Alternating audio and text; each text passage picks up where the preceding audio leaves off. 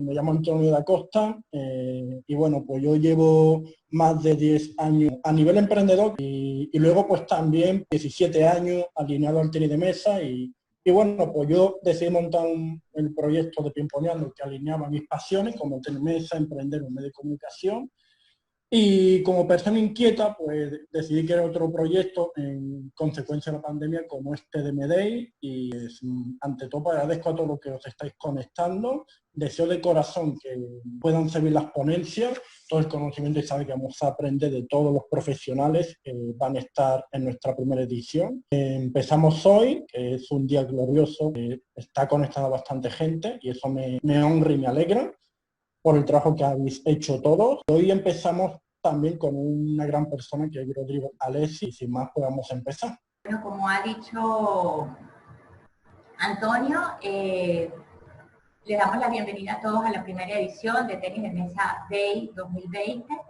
Esperamos que sea una jornada gratificante, que les dejen conocimientos importantes y sea un espacio para aprender más y que genere a su vez más conocimiento y mayores inquietudes para desarrollar el tema que me parece que es muy amplio y tiene muchas aristas.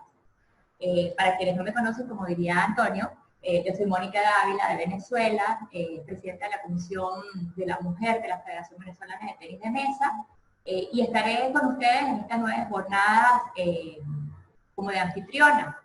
Y bueno, esperamos que sea divertido y poder aumentar la participación día a día y además generar esta ola de sinergia que ya hemos empezado a cosechar para que entre todos podamos seguir haciendo nuevas jornadas de conocimientos y yo creo que en la medida en que nosotros todos nos unamos vamos a hacer que este movimiento crezca en lo educativo, en lo formativo, en lo comunicacional y me parece que es una muy buena oportunidad que nos ha dado esta oportunidad. O sea, esta es una muy buena oportunidad que nos ha dado esta pandemia.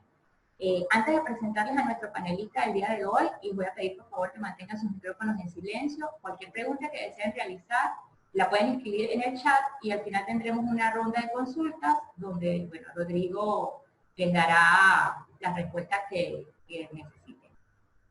Sin más, damos inicio a este evento con Rodrigo Alessi Molina, quien nos hablará sobre cómo entrenar de forma completa. Él es chileno, mentor de deportistas de alto rendimiento y escritor de más de 5 ebooks sobre tenis de mesa. Más adelante, bienvenido, Rodrigo. Bueno, los saludo a todos hoy día. Esperemos que sea un día de tenis de mesa, así que yo estoy bastante contento. Bueno, le doy la más cordial bienvenida a todas las personas que hoy día están participando de este gran evento online, de uno de los primeros eventos que se hace en homenaje a nuestro deporte, y bueno, hoy día mi nombre es Rodrigo Molina, me toca exponer a mí. Agradezco a Dios, ¿no es cierto?, por siempre acompañarme a creer en mi sueño, a creer en mi pasión, y por supuesto a ustedes también de invitarme y tener el honor de ser el que abre este ciclo de grandes expositores. ¿Ya? Así que vamos a comenzar. Para los que no me conocen, mi nombre es Rodrigo Molina, mentor de deportistas de alto rendimiento. Algunos me pueden decir qué es lo que hace un mentor, pero básicamente, así como existen los mecánicos, ¿no es cierto?, donde tú llevas el auto y ni tú sabes dónde está la falla, este mentor hace exactamente lo mismo. Practico el tenis de mesa desde los 10 años en competencia, actualmente tengo 35, llevo 25 años en este largo camino, y hace 15 años me dedico a estudiarlo, pero exhaustivamente. Mi pasión son, bueno, dentro de todos los temas que uno va aprendiendo, pero me especifico en los grandes deportistas de la historia. Ya me he dedicado por años a estudiar a Wagner, Mohamed Ali, Bruce Lee, Nadia Comaneci, Michael Jordan, y siempre de ellos se puede rescatar. Hay cosas muy importantes que se pueden rescatar, así como también de psicología deportiva, lenguaje corporal, o sea, son muchos temas que van ligados. Y en base a eso que he estudiado también me ha permitido poder aportar con un granito de arena cuando me dicen, Rodrigo, no sé en qué estamos fallando, cómo podemos mejorarlo, y en base a eso yo los puedo ayudar, digamos, les puedo decir, mira, lo que yo veo, te falta esto y de esta manera lo puedes ir mejorando. Entonces le sirve al jugador al entrenador y al club para identificar dónde está el error y a partir de ahí cómo comenzar a mejorar. Ese es mi trabajo. Bueno, también hace poco realizamos también algo parecido a esto, una maratón online. Soy fundador de la comunidad latinoamericana Table Tennis Fanáticos y también tenemos una academia online que se llama Table Tennis Academia. Escritor de más de 5 libros de tenis de mesa. Mis entrenadores, a pesar de que fueron 8, ya hoy día menciono a 3, los que realmente me aportaron en mi carrera. Y don Sergio Rojas, que fue el primero, tuve la gran suerte de conocerlo, de que él fuera mi primer entrenador, el abuelito que se ve acá, que en paz descanse. Él me enseñó básicamente todo lo que son los valores del tenis de mesa. Él me entregó los pilares, el respeto, la humildad. Aunque tú seas, decía, campeón del mundo, tú debes jugar con las personas que están recién comenzando. Entonces, todo eso yo lo aprendí de él. Él fue verdaderamente mi mentor. Luego de él, don Sergio era muy amigo de Luxuo Ren, tuve la suerte de entrenar con el Chino Ren, le decíamos de cariño, él entrenó por más de 10 años acá en Chile. Actualmente Luxuo Ren es el actual entrenador de la campeona china Ding Nin y tuve la suerte de entrenar con él casi 4 años. A partir de los 13 comencé a entrenar con él. Él básicamente lo que me enseñó, la forma práctica que tienen los chinos de ver el tenis de mesa. Realmente no se complican, o sea, ellos son prácticos. La filosofía china, la visión de ellos es totalmente distinta a todo lo que yo he visto en Latinoamérica. Por ejemplo, él nos decía, mira, el topspin tiene un inicio, pero realmente cada jugador le va a dar su propio término. Y aunque tú le enseñas a 100 alumnos o niños de la misma manera, tú vas a ver distintos golpes, distintas formas. ¿Qué es lo importante? Y él nos destacaba eso. Lo importante es qué es lo que tú haces con ese movimiento, la efectividad de ese movimiento. Y obviamente tú a los 13 años no comprendes nada, pero a medida que tú vas estudiando, que tú vas comprendiendo un poco, descifrando lo que él te quería transmitir, te vas dando cuenta que tenía razón. Michael Mays termina con la punta de la muñeca hacia abajo, ¿no es cierto? Creanga prácticamente pasa con todo el brazo por encima de la cabeza.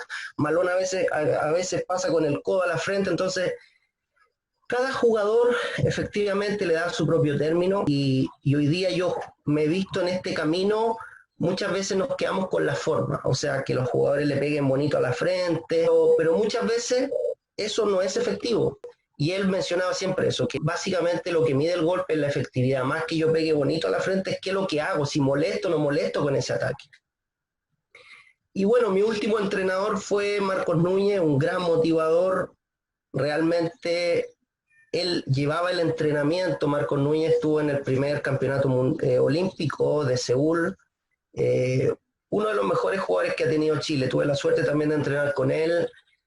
En los primeros entrenamientos con él uno realmente tendía a vomitar porque eran demasiado exigentes. O sea, con él recibí esa exigencia que se debe tener, lleva al máximo.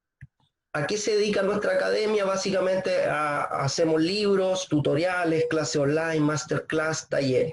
Y uno de los talleres que nosotros realizamos hace poco se llamó ¿Cómo entrenar de forma completa? Nosotros generalmente la visión que tenemos en Latinoamérica del deporte es muy distinta, sobre todo en tenis de mesa, que tienen, por ejemplo, en China o que tienen en Europa.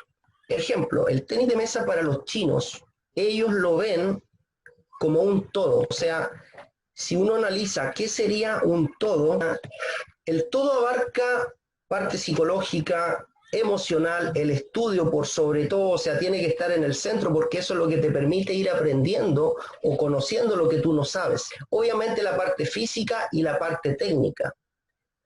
¿Por qué yo coloco la parte técnica como lo último? Y esta es la visión que a nosotros nos transmitía Luxuo Ren. En Latinoamérica, si yo hago la pregunta, ¿en qué estaríamos más débiles? ¿Qué me puede decir en base a estas 5 áreas? ¿En qué estaríamos más débiles en Latinoamérica? La verdad, lo que nosotros apreciamos. Una consulta, Antonio. Sobre todo en la parte del estudio, de la estructura. Perfecto. Cruz tiene la misma impresión, Rodrigo, el estudio, le indica Cruz. Exacto. Bueno, yo lo diría que un poco más amplio, o sea, en la parte de estudio, en la parte psicológica y en la parte emocional. Se cree que la parte psicológica es ligada, pero son muy distintas. La parte psicológica es un punto y la parte emocional es otro. Por ejemplo, cuando a mí me toca hablar con diferentes entrenadores que me dicen, Rodrigo, tengo problemas, mis jugadores se ponen nerviosos en los últimos puntos, a quien no le pasa, ¿no es cierto? Sobre todo al principio, cuando tú estás comenzando con los alumnos, se los come la presión, van ganando 2-0 fácil y se le dan vuelta el partido. Entonces, obviamente yo les pregunto, les digo, dime cuál es el trabajo psicológico que estás realizando, cuáles son los test que le estás haciendo a tu alumno antes del campeonato. Y ahí ellos me dicen, mira, test psicológico, nosotros no somos psicólogos, no lo hacemos. Entonces, automáticamente, ya con eso, uno descarta que se está trabajando en un alto rendimiento. ¿Qué significa? La visión que tienen los chinos es ver el deporte como un todo. Esa es la filosofía. Incluso podría decir que hasta la parte espiritual, pero el tema de verlo como un todo es la gran deficiencia que tenemos en nuestro continente. Latinoamérica es fuerte, pero entrena a nivel físico y a nivel técnico en esas dos áreas. O sea, de un 100%, solamente entrenamos un 40%. Esa es la gran diferencia que tenemos contra otros países. Independiente del nivel, o sea, obviamente el nivel europeo es mayor, el nivel chino por supuesto, pero ya partimos desde la base que estamos entrenando un 40% cuando debiésemos estar entrenando a un 100%. Ahora, la pregunta es, ¿por qué todavía no llegamos al 100%? ¿Por qué todavía no preparamos a los alumnos? Yo le hago esta pregunta, le digo a los entrenadores, consulta. Porque algunos, cuando hablo con ellos, yo les pregunto, ¿cuántos niveles tienes en tu club? Me dice, tengo nivel básico, tengo nivel avanzado, se salta el nivel intermedio. Me dicen, tengo básico, avanzado y alto rendimiento. Yo le digo, perfecto, qué bueno que tenga alto rendimiento. ¿Cómo trabaja la parte psicológica? No es que no la trabajo. Por lo tanto, ahí se descarta automáticamente el alto rendimiento. En la parte emocional, consulta. Tú hablas con los padres para que al alumno le respeten las horas de sueño, porque tu labor como entrenador llega hasta que tú terminas la clase, pero has hablado con ellos para que el refuerzo de los padres sea un refuerzo positivo.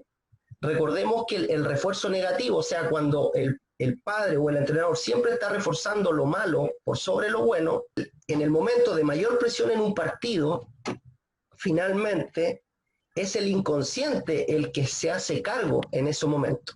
Como en el caso mío, de mi familia, siempre nos recalcaban, mira que eres tonto, mira que esto está malo, mira que eres así. Siempre ese refuerzo negativo tiende a, en el momento de más presión, a saltar. Entonces, eso hay que trabajarlo, hay que conversarlo con los padres, que no peleen con el alumno, con el niño, ojalá 2 días antes de la competencia. Porque no sé si a alguien le ha pasado. A mí me pasó, me preparaba meses, incluso años por una competencia, pero basta que tengas una pelea familiar o una pelea con tu pareja en lo emocional para que todo ese trabajo que hiciste en entrenamiento se pierda. Porque en la parte emocional no te preparaste bien. Entonces, esto, más allá de lo psicológico que se puede hacer, también hay que entrenar esta parte emocional. Se debe conversar con los padres, con el entorno, que por lo menos le respeten al niño en esa semana, la parte emocional, le refuercen positivamente sus logros también.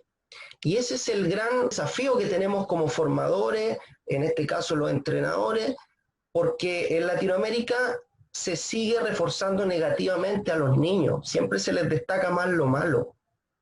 Y lamentablemente muchos venimos desde esa crianza, nos destaca mucho lo malo y eso también se debe trabajar, la autoestima. Por lo tanto, el entrenar de forma completa es fundamental si queremos llegar realmente al alto rendimiento. El salir campeón de tu país no te asegura llegar al alto rendimiento porque no estás trabajando en cada una de estas áreas. Solo existe alto rendimiento cuando tú tienes un plan de trabajo psicológico, de trabajo emocional, de estudio, ya donde tus alumnos estudian de tenis de mesa también. cuando yo empecé a lanzar mis ebooks, me decían, pero un libro, qué raro, no es común. Y si tú te preguntas, en China tienen colegios de tenis de mesa, en Alemania tienen bibliotecas donde hay muchos libros de tenis de mesa, y acá obviamente en Latinoamérica estamos recién. Pero lo bueno es que de a poco con todos estos eventos se está cambiando esta visión. Bueno, este fue uno de los libros que hemos lanzado, son libros específicos para mejorar el bloqueo, para mejorar el ataque. Hoy en día, en lo que yo veo, que se entrena mucho el ataque, porque obviamente es lo que ven, ¿no es cierto? Vemos los chinos atacar y nosotros queremos hacer lo mismo hoy día. Pero curiosamente, en algún momento te va a tocar con alguien que ataque mejor que ti. Tarde o temprano te toca con uno que pega con más potencia que ti, otro que tiene más efecto, o simplemente un jugador que tiene la facilidad de salir antes, que por más que trates de que no te ataque, el tipo sale antes que ti. La pregunta es, ¿cómo le vas a ganar a alguien que ataca mejor que ti? Y ahí entra la importancia de trabajar un buen bloqueo. Está bien tener una buena espada, pero también tengo que tener un buen escudo, o sea, también tengo que tener una buena defensa. Porque para ganarle a un jugador que ataca bien, tengo dos caminos, o contraataco o le bloqueo. Y si no soy capaz de aguantar uno o dos topping, va a ser muy difícil que le contraataque. Así que es importante, por eso el primer libro habla acerca de eso, de cómo mejorar el bloqueo, o sea, el lapicero clásico te mejora. El ataque también. A todos nos pasa en algún momento de nuestra carrera que queremos mandar el tenis de mesa a cualquier lado por una derrota. Es increíble que lo que más te apasiona también es lo que más te hace sufrir, así que en esta relación que tenemos también hay un libro que habla de eso. Muchas veces a mí se me han caído mil lágrimas en algunos partidos de impotencia, pero también eso también hay que saber cómo superarlo. Ya a partir de este libro, las personas que por lo menos lo han leído, después saben cómo utilizar esas derrotas como un trampolín para llegar más preparado. Obviamente parte de la base de la humildad. Si tú no eres humilde no vas a poder saber cómo, porque la humildad es el equilibrio entre realmente ver mi fortaleza y mis debilidades, ¿vale? Entonces, las personas que lo han leído han comenzado a grabar sus partidos, han comenzado a ver de qué forma, en qué fallaron y han comenzado a aprender. Tú puedes utilizar una derrota y realmente puede ser positiva cuando tú tienes la capacidad de aprender de esa derrota.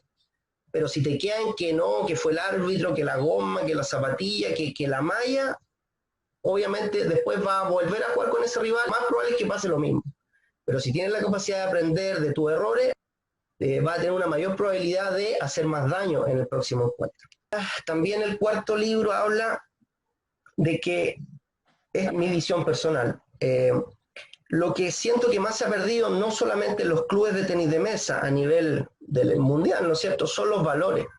Ya hoy día lo que yo veo es que estamos muy centrados en formar campeones de tenis de mesa, pero si no va acompañado en formar buenas personas, lo más probable es que ese entrenador tenga un campeón. Pero ¿a qué costo?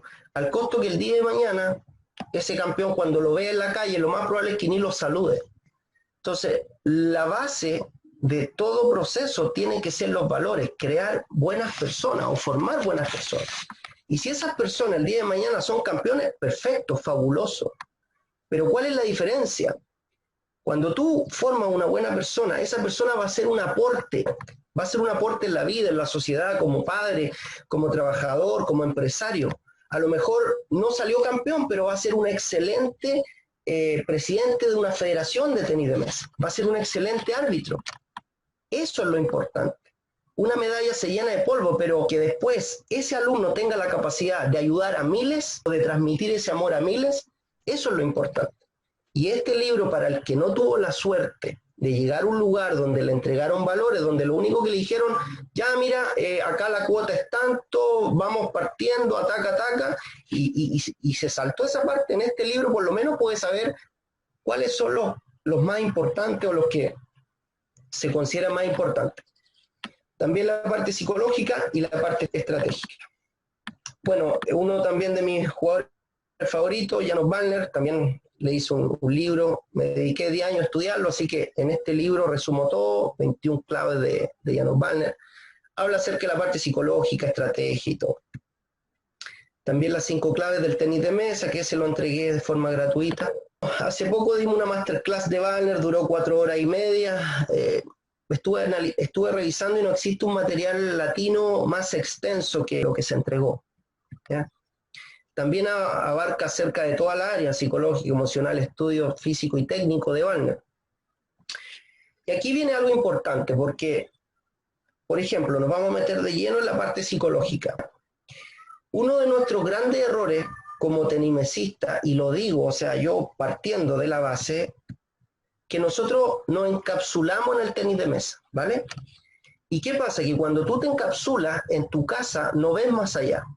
Si tú analizas la historia de Wagner, y si yo les digo, por ejemplo, que Wagner, hasta los 17 años de edad, cuando jugó la final con Mikael Appelgren en el Campeonato Europeo, el ETTC de 1982, Wagner tenía una gran debilidad.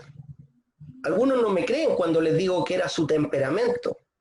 Wagner realmente no era tan tranquilo como lo ven después. Tenía un temperamento, era picado, o sea, tiraba la paleta, se enojaba, le pegaba a la mesa. Unos no me creen, ¿ya? Pero si tú ves ese partido, vas a saber que si tú lo analizas, esa final la perdió justamente por eso. La perdió muy apretada con su compañero de equipo y gran amigo Mikael Appelgren, pero la perdió por eso. No tenía control de la ira, tiraba la paleta, se enojó y eso le significó perder ese campeonato. Y si tú me dices, pero ¿cómo el Wagner que tú me cuentas a los 17 años es muy distinto al que conocemos? Porque yo lo conozco totalmente con una actitud distinta. Y aquí es donde yo digo que para entrenar la parte psicológica, tú tienes que comenzar a ver más allá. ¿Qué significa ver más allá? Lo primero que tú tienes que saber, y ese es un autodescubrimiento, y ahí te tiene que ayudar tu entrenador, tú tienes que saber cuál es tu mayor error. Ojo, como persona primero. ¿Cuál es tu mayor deficiencia? Y para eso tú tienes que saber por lo menos tus 2 fortalezas y tus 2 debilidades. Primero como persona. Luxu Ren, en un entrenamiento, le estaba tirando pelota. En ese tiempo era un jugador que tenía uno de los mejores revés de Chile. Le pegaba tremendamente fuerte. El problema es que a todas las pelotas las quería matar. No tenía un gran discernimiento. Luxu Ren le estaba tirando pelota y le tiraba una rasante, una mitad de malla y otra alta, pero él quería matarlo todo. Luxu Ren jamás te decía nada cuando te tiraba pelota. Él paraba de tirar pelota y ahí te decía algo, porque decía que cuando tú le estabas tirando pelota y además decía que el jugador o se concentra en pegarle bien o en lo que te está escuchando. Entonces cuando tú le estás hablando, lo estás interrumpiendo. Por lo tanto, él paraba de tirar pelota y le decía, mira la pelota, porque no había que matar todo. A la 4ª vez que le dijo eso, el jugador picado lanzó la paleta y se fue. Además, irrespetuoso, o sea, si el profesor te está llamando la atención y tiras la paleta y te vas de ahí, entonces yo estaba recogiendo pelota, yo venía después, entonces me dijo, mira, como tú ser en la vida, uno va a ser en la mesa. Por lo tanto, si tú quieres mejorar en la mesa, lo primero que tienes que hacer es ir afuera y tienes que mejorar en la vida. Y después vuelve, me dijo. A los 13 años yo no entendí nada, pensé, dije, está loco, no sé qué me habrá querido decir, pero con los años tú vas madurando y vas entendiendo. Ese jugador, como no trabajó su temperamento primero, porque con los años yo lo veía, tremendo revés, pero siempre siguió con lo mismo, picado, era fácil sacarlo del partido, entonces, como no mejoró eso en la vida, fue muy difícil después que siguiera avanzando. ¿Qué es lo que hizo Wagner? Sabía cuál era su control, su deficiencia, el temperamento. Pero por otro lado, sabía que su fortaleza era el cambio de ritmo. Tenía uno de los mejores cambios de ritmo. También sabía que en su derecho, el golpe, él lo reconoce, el golpe que más le costaba realizar era el topspin con potencia de revés, el golpe matador. Le costaba mucho. No tenía la habilidad que tenía su compañero Jürgen Persson. Entonces, ¿qué es lo que hizo? Dijo, a ver, tengo una debilidad técnica, no tengo ese revés con potencia, ese revés matador me cuesta realizarlo con tos. Y en lo personal, mi temperamento. Por lo tanto, ¿qué empezó a hacer? Y si acá lo vemos, Wagner, ojo, primero sabía cuáles eran sus mayores debilidades, por lo tanto comenzó a estudiar. Él analizó psicológicamente a deportistas que realmente le gustaban en la parte psicológica. Por ejemplo, él dice que le gustaba cómo jugaba John Borg, más conocido como Iceborg, el hombre de hielo, ¿ya? Y dijo, tengo problema de temperamento, me pico, entonces, ¿qué hago? Y comenzó a mirar a John Borg y a Stigmar, que es el alpinista sueco, los dos son suecos, fuera del tenis de mesa. Encontró en ellos un referente en la parte psicológica. Se dio cuenta que John Borg, ganara o perdiera el punto, mantenía la misma actitud siempre. Si ganaba el punto, perfecto, tranquilo. Si perdía el punto, perfecto, tranquilo. Él hizo eso, pero tuvo que estudiarlo, tuvo que analizarlo, tuvo que ir más allá del tenis de mesa. Por eso yo le llamo que lo que él hizo fue ver más allá del horizonte. Hoy día les pregunto a los entrenadores de qué están estudiando, a qué deportistas están analizando, y solamente se encasillan en tenis de mesa. Por lo menos Wagner hizo eso, y mi consulta es, ¿le dio resultado? Por lo menos en la parte psicológica, que lo que muestra a partir después de ese campeonato ya es una actitud mental bien parecida a la que mostraba John Borg, digamos, ¿vale? Por lo tanto, lo que yo recomendaría, esto es previo para partir desde la base, si tú quieres mejorar la parte psicológica, por lo menos de los entrenadores que yo le hago la mentoría de los alumnos, nadie puede entrenar si no tiene un cuaderno. Tener su propio cuaderno, carpeta, o sea, el entrenador tiene que tener una carpeta de los 30 o de los 60, tiene que tener una carpeta por alumno. Y en esa carpeta, él tiene que tener anotado por lo menos lo que aparece acá en el recuadro, estos 9 datos, el nombre completo obviamente, la edad, y la visión que él tiene acerca del tenis de mesa, cómo él ve el tenis de mesa. Por ejemplo, los primeros alumnos dicen, no, para mí el tenis de mesa es algo que me gusta mucho, es algo recreativo. Eso anotarlo. Luego, el alumno saber cuáles son sus principales fortalezas. Primero, en lo personal. Decirle, profesor, mire, la verdad es que yo soy flojo. O sea, eso tenerlo claro. Y reconocerlo. Profesor, mire, la verdad es que yo soy flojo, soy desordenado y además soy picota, soy enojo. Eso tenerlo bien claro, anotado. Pero también anotar la fortaleza. Profesor, a pesar de que yo soy flojo, ¿sabe qué? Me gusta tanto que yo por el tenis de mesa, yo me levanto temprano. Perfecto, eso también es una fortaleza. Soy constante cuando me gusta algo. Por lo menos tener anotado 3 fortalezas en la vida, 3 debilidades. Luego de eso, recién voy a anotar cuáles son mis metas. O sea, ¿qué es lo que yo quiero lograr este año? Eso es súper importante. Pero las metas comienzan al revés, partimos desde el gran sueño. Y ahí es donde el entrenador le tiene que preguntar al alumno, le tiene que decir, ¿cuál es tu gran sueño? ¿Qué quieres lograr en el tenis de mesa? Lo más probable es que el alumno le diga, no, yo quiero ser campeón de mi colegio. No importa, él lo anota, campeón de tu colegio, perfecto, como gran sueño. Por lo tanto, estas van a ser las metas. Y ahí el profesor le entrega las metas a corto plazo, a mediano plazo y a largo plazo. Pero a partir de ahí, o sea, ningún gran deportista de la historia logró llegar a hacerlo si primero no se conoce cuáles son sus fortalezas y sus debilidades. Eso Wagner lo tenía claro. El temperamento, el revés, obviamente, que no tenía mucha potencia, y él tomó una decisión. Por ejemplo, en el revés.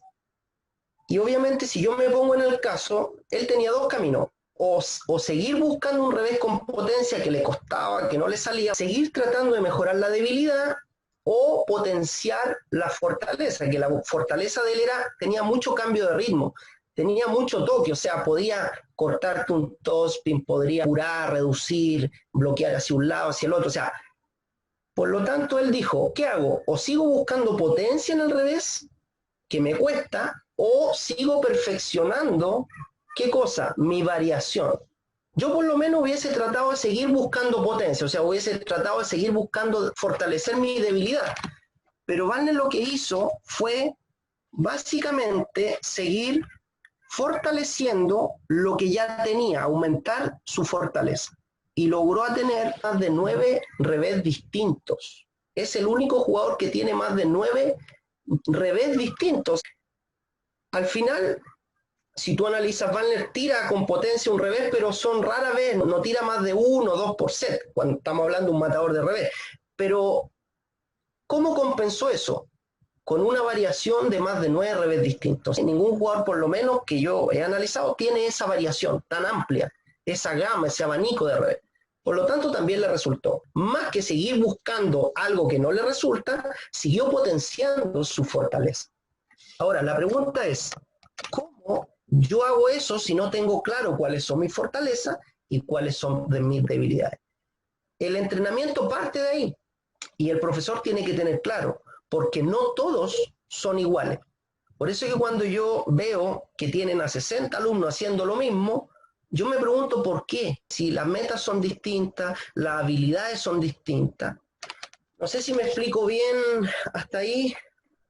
Pueden hacer sus comentarios en el chat si tienen alguna duda para que Rodrigo les pueda ir aclarando en el camino. Hace un ratito, Rodrigo, te preguntaba de Mundo Punk de Chiapas, te preguntaba a qué te referías con estudios cuando estabas hablando de los pilares. Estudio es básicamente cuando tú, por ejemplo, tienes problemas con un alumno en la parte psicológica. Estudio se refiere a que tú tomes un libro y comiences básicamente a estudiar, a analizar cómo empezar a ayudar a tu alumno o en tu propio juego. Ya, por ejemplo, decir, mira, a mí me cuesta, por ejemplo, los últimos puntos me come la presión.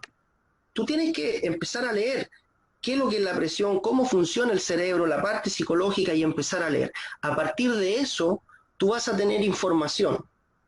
Un libro te entrega información y a partir de esa información, si yo lo llevo a la mesa al final va a decir si la información es correcta o si la información es equivocada. Por lo tanto, si yo leo y eso lo llevo a la mesa, que es lo que hizo Wagner, por ejemplo, él le tocó estudiar y analizar psicológicamente a John Borg. Por lo tanto, lo comenzó a imitar y lo llevó a la mesa y se dio cuenta que en la mesa le dio buenos resultados. Pero él tuvo que estudiar. Si él se hubiese quedado como jugador que le tiraba pelota a Luxuo Ren con un buen revés, con buenos golpes, pero nunca mejoró el temperamento, lo más probable es que no hubiese llegado. Pero él tuvo que estudiar, a eso me refiero. Comenzar a analizar en qué me falta, en qué estoy fallando y comenzar a estudiar en base a eso. Comenzar a estudiar mis debilidades. El estudio no es básicamente que comenzar a estudiar mis debilidades. Ojo, como jugador y como entrenador, muchas veces me he visto que entrenadores quieren decir, no, que mis alumnos fallan en los últimos puntos, como que la culpa es de ellos, pero cuando yo les pregunto al entrenador, le digo, mira, ¿qué libro están leyendo en la parte psicológica, en la parte emocional?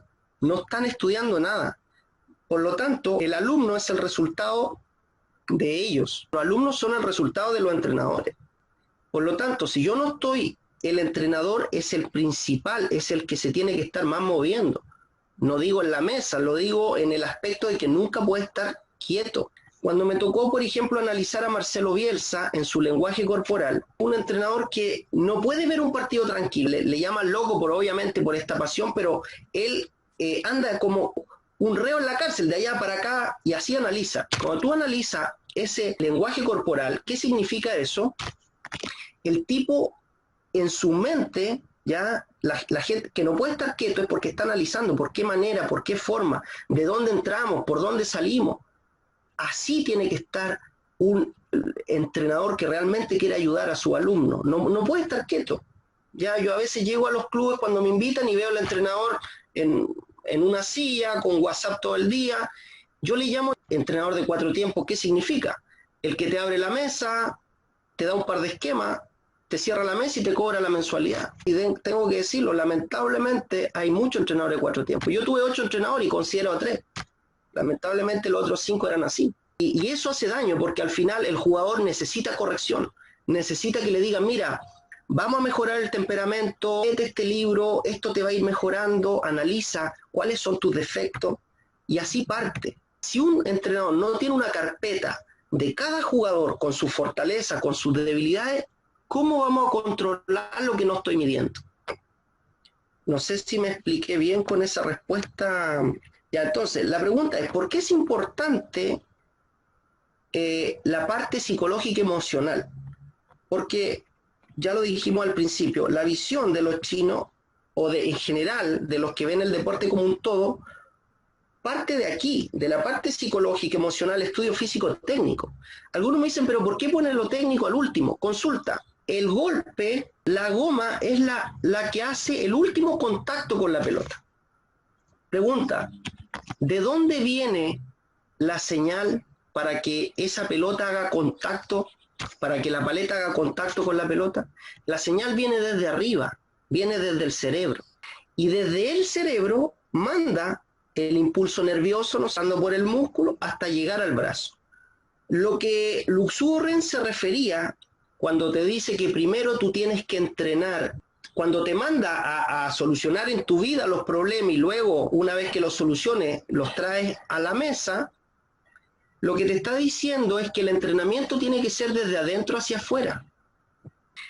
Está comprobado que si tú mejoras un 1% en tu vida, eso impacta de lleno en lo que tú haces.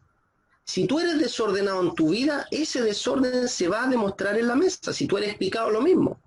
Por lo tanto, la presión en un partido, ya, cuando tú analizas, ¿no es cierto? A ver, yo tuve un amigo que entrenó en el primer club de Balner en Malmö, en Suecia. Y él me decía que en Suecia, justo cuando él se fue, ¿no es cierto? Ya quedan como los últimos años de Balner, de Appelgren, de Persson, que están casi ya, se fue como en el año 2000, por ahí. Y ellos decían que en ese club, en Malmö, en Suecia, entrenaba de partida, el que lo entrenaba era un chino campeón mundial, y ahí entrenaba a Samoa, Magnus Molin, Elan Benson, dentro de los jugadores que estaban ahí. Y ellos, por ejemplo, decían que los niveles de presión en un partido, siempre hay presión en un partido. O sea, uno parte desde el punto cero y hay presión, sobre todo en un campeonato y todo. Pero ese nivel de presión se va incrementando. El mayor índice de presión en un partido que el jugador ya es palpable, o sea, se te seca la boca, se te aprieta el estómago, prácticamente el músculo se te comienza a contraer. Los mayores puntos de presión comienzan del punto 8. El punto 8 tiene un nivel de presión mucho mayor a los demás. Y el 9 mucho mayor, y así. El punto 10, cerrar un partido es uno de los puntos que tiene mayor presión. Cuando tú estás jugando, ¿a qué se refiere la presión? Yo soy ingeniero en prevención de riesgo y me tocó también varios ramos de psicología en la emergencia. Tú a una persona le puedes decir, o a dos personas le puedes decir, mire, cuando hay un sismo, usted tiene que reaccionar de esta manera, tiene que mantener la calma. Tú le puedes decir lo mismo a dos personas, pero solamente en la emergencia, la persona va a reaccionar como realmente lo siente. Independiente que tenga todo el conocimiento, solo en la presión se ve realmente cómo reacciona la persona. Claro, uno mantuvo la calma, pero el otro salió corriendo. Le dio lo mismo a todo lo que tú le explicaste. Así funciona la presión. Por lo tanto, en los últimos puntos, donde hay presión, realmente el verdadero jugador no está en el entrenamiento, ni siquiera está en el punto 1. El verdadero jugador recién aparece en los puntos 8, 9, 10. Ahí aparece el verdadero jugador. El que realmente se presiona, el que a lo mejor se hace un reforzamiento negativo él mismo. Ahí se ve al verdadero jugador. ¿Qué es lo que hacían los suecos para mejorar esto? Por ejemplo, ellos decían que un jugador, entre más ganas tiene de ganar un partido, más probabilidades tiene de hacerlo. Las ganas son súper importantes para ganar un partido. Por lo tanto, ¿qué hacían ellos? Ellos en la semana evitaban jugar partidos completos. La idea de no jugar partidos completos era para guardarse las ganas de jugar para la competencia, para la liga del fin de semana. Si tú querías jugar un partido completo, no podías. Pero el entrenador te decía lo siguiente, te decía, ¿quieres jugar? Sí, le decía a mi amigo, perfecto. Tienes que jugar con tu compañero, pero todos los sets que quieras, podías jugar todos los sets que quieras, pero tú tenías que partir desde los 8 a 8 iguales. Pero tenías que visualizar de que esa prácticamente era una final, la más grande de todas, una final del mundo. Ellos así jugaban, entrenaban desde los 8 a 8 iguales, mentalizados que era una final. Por lo tanto, ¿qué es lo que hacían? Traían al entrenamiento algo en base a su imaginación de la presión que se vive en esos puntos. Nunca va a ser la misma que en un partido, pero por lo menos la emulaban. ¿Qué ganaban con eso? Ganaban dos cosas, que cuando jugaban la competencia el fin de semana, tenían ganas de jugar. Cuando ustedes preguntan, en Latinoamérica, estamos hablando de un nivel general, la mayoría de los jugadores, ¿cuánto tiempo se preparan antes de una competencia? Y realmente, por lo que yo he visto, el jugador latino, si viene un campeonato importante en diciembre, no se prepara desde enero como lo hacen los chinos. Los chinos se preparan desde un año a otro. Ya Luxor nos decía, o sea, los chinos, si quieren rendir bien en diciembre, se preparan desde un año a otro. Entrenan todos los días, ojo, de lunes a domingo, pero 3 días antes de la competencia se desconectan de todo, o sea, psicológicamente y técnicamente, o sea, no entrenan 3 días antes, después de haber entrenado todos los otros días. ¿Para qué? Si tú a tu cuerpo lo acostumbras a entrenar todos los días de lunes a domingo y 3 días antes de la competencia lo dejas sin entrenar, ¿sabes cómo va a llegar con ganas de jugar ese día? Por lo tanto, las ganas son súper importantes. Y los suecos, ¿qué es lo que hacían? No jugaban partidos en la semana para guardar ganas. Entonces, cuando ellos van a jugar el fin de semana, llegan con ganas de jugar. Y obviamente, como entrenaban la presión, llegan con una ventaja distinta. En Latinoamérica, por lo que yo me he topado, juegan partidos en la semana, el partido en la semana te desgasta, te saca las ganas realmente del partido importante, del fin de semana o del campeonato. Y lamentablemente no se preparan con un año de anticipación. O sea, lamentablemente el jugador latino, y obviamente yo lo digo personalmente porque uno lo hacía así y es lo que veía, lamentablemente nos entrenamos a full 2 semanas o 3 semanas antes del campeonato. O sea, todo lo que no hicimos en el año lo venimos a hacer 2 semanas o 3 semanas antes del campeonato. Inclusive, días antes, hay algunos jugadores que se dedican a entrenar en doble jornada. ¿Cuál es el resultado? Primero, psicológicamente y físicamente llegas tremendamente agotado al campeonato. Y como no estás entrenando la presión, solamente estás jugando partido, después no sabes cómo manejarla, porque no estás entrenando la presión. Este es uno de los puntos más importantes. Si ustedes veían a Banner podía ir perdiendo 20-16, tú lo veías tranquilo. Eso no significa que los nervios y todos sentimos nervios, pero ellos la manejaban mejor porque realmente la practicaban en los entrenamientos y además dejaban ganas de jugar. Cuando yo llego con ganas de jugar, eso cambia todo. El entrenar todos los días y jugar además partido todos los días genera que después una saturación de ganas. O sea, el jugador siempre tiene que tener ganas, pero esta parte es muy importante también. El cómo manejar la presión de los últimos puntos. Eso es lo que separa a los jugadores que son de la masa y a los campeones. El cómo manejan la presión en los últimos puntos. Aquí ya viene algo que para mí, un poco de dónde viene la raíz del por qué nuestra visión es más reducida. O sea, por qué le damos más importancia a lo físico y a lo técnico en vez de verlo como un todo. Y la pregunta es, ¿qué es lo más importante que debe poseer un entrenador? Es una pregunta abierta. Y ya sabemos que hay entrenadores de 4 tiempos, ya que realmente no le interesa corregirte, no le interesa ayudarte, pero también tenemos entrenadores que también, por otro lado, sí les interesa corregirte y también te dejan cosas. Entonces la pregunta es, ¿qué es lo más importante que debe poseer un entrenador? ¿Cómo lo ven ustedes, Mónica? Lo que decías tú, que tiene que estar preparado física y emocionalmente. Físicamente porque tiene que ser eco de lo que está pidiéndole a su atleta, emocionalmente para tener las herramientas con las cuales apoyarlo. Yo creo que esas son una de las herramientas más importantes, quizás, desde mi punto de vista. Gracias, Mónica. Cada uno va a dar una respuesta, obviamente, en base a lo que considere importante. Marco Gómez dice, debe tener compromiso. Perfecto. Juan Sánchez dice, debe tener ganas de aprender siempre. Cubini, en función de cómo juegan en su club, dice, jugamos la escalera, solo un set por partido, partidos con ventaja y desventaja, a veces ponemos tiempo, lo psicológico al empezar, 9-9 un set, eso hace que los viernes o sábados lleguen a todas las ganas. A veces el atleta, como usted dice, quiere jugar partidos completos, pero es mejor dejarlos con ese deseo. Excelente. Exacto. ¿Ve? Eso es, muy bien. Veo que están atentos y le agradezco. Consulta, para ser un entrenador hay muchas cosas lo que son lo importante que tiene que tener un entrenador. Si solamente nosotros aplicamos compromiso, eso nos asegura que nuestro jugador llegue al alto rendimiento. Si nosotros aplicáramos un entrenador que tiene ganas de aprender, pero no tiene la habilidad de entregar lo que sabe, ¿vamos a llegar al alto rendimiento? Entonces la pregunta es, ¿qué es lo más importante? Y lo analizamos de la siguiente manera.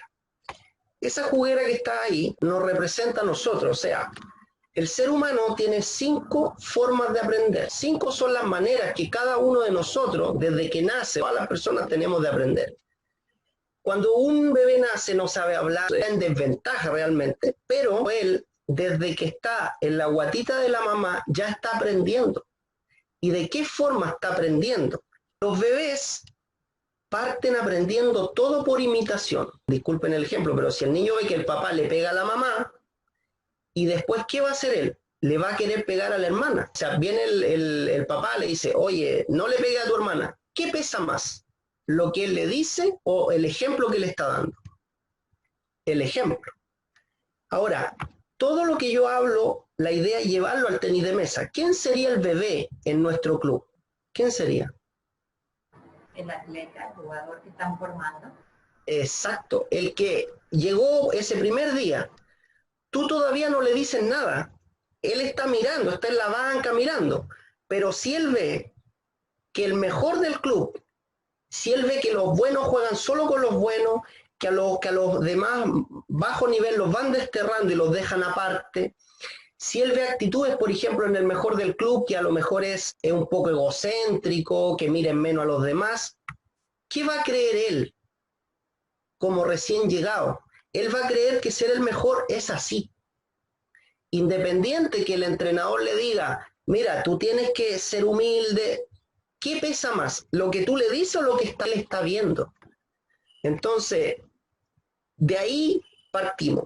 La imitación, eso tú tienes que tenerlo claro. Esa es la primera forma que tus alumnos están aprendiendo. Ellos te miran todo el día, te están examinando y todo lo que ven en el club lo están imitando, para bien o para mal. Yo he llegado a clubes que tienen las mejores mesas bonitas, carpetas, de todo.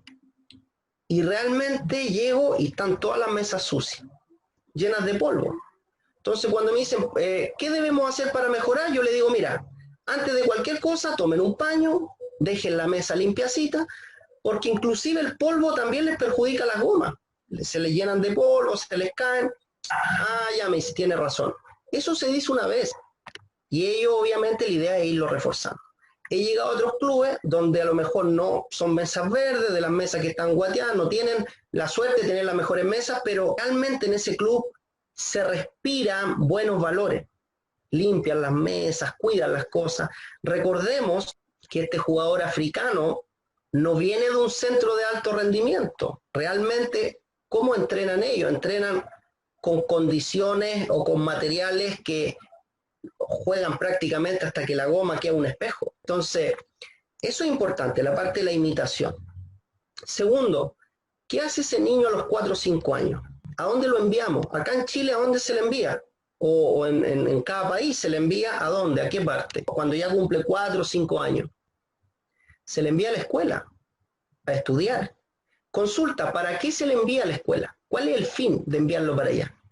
Se le envía al colegio, al estudio. ¿Por qué? Porque si él quiere, por ejemplo, aprender matemática, las ecuaciones básicas, él tiene que aprender los fundamentos.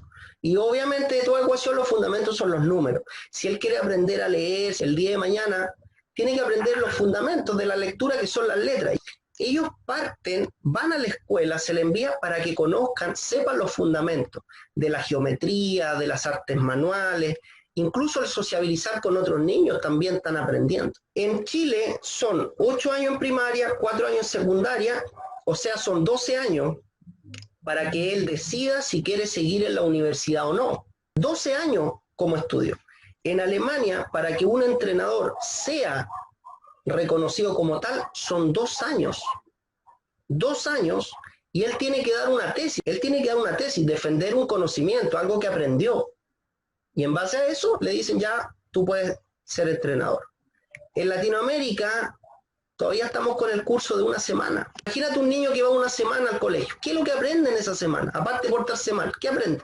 Entonces, eso es la otra manera que tenemos de aprender. Bueno, también hay una tercera manera de aprender que se llama ensayo y error. Algunos aprendimos de esta manera, o sea, tenemos que equivocarnos, tenemos que meter la pata para saber, no se hacía así. Y obviamente la cuarta forma de aprender es con los años. El conocimiento de una persona que lleva 30 años haciendo lo mismo es distinto al que lleva un día. La experiencia también te entrega un conocimiento. Y ojo, ninguno de estos conocimientos son posibles si yo no aplico la reiteración. Nunca me voy a asegurar al 100% que aprenda, pero para yo poder tener más probabilidades de que el chico aprenda, yo tengo que aplicar la reiteración todos los días o de manera constante. Por eso la mamá nos decía de chicos, cómete la comida, estudia, y te machacaba todos los días, estudia, estudia. ¿Por qué? Porque reiterarlo es la única manera de mantener ese conocimiento fresco. Tú puedes leer un libro de tenis de mesa y con los años se te va a olvidar. Estas son las 5 maneras de aprender.